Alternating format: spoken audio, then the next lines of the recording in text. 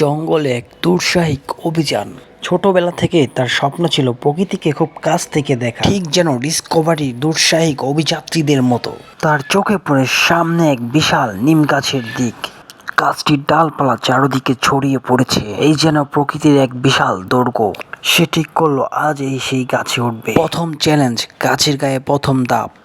সজীব ধীরে ধীরে গাছের মোটা শিকড় বেয়ে উপরে উঠতে শুরু করলো, ছোট দুই হাত দিয়ে শক্ত করে শিকড়গুলো ধরে। প্রথমে একটু ভয় ভয় করছিল, খসখসে গাছের বাকল। তো সে নিজে মনে মনে বলল, আমি আজ পারবো। সে যখন প্রথম ডালটায় পৌঁছালো, তার কাছে মনে হলো সে যেন নতুন দুনিয়ায় প্রবেশ করলো।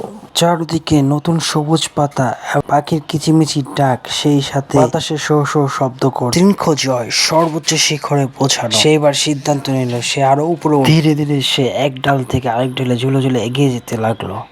হঠাৎ এক জায়গায় এসে তার পা পিছলে গেল, বুকের মধ্যে ধক করে উঠলো। কিন্তু সে সাথে সাথে আরেক ডাল ধরে নিজেকে সামনে নিল। সে গাছের একদম উপরে উঠে চলে গেল।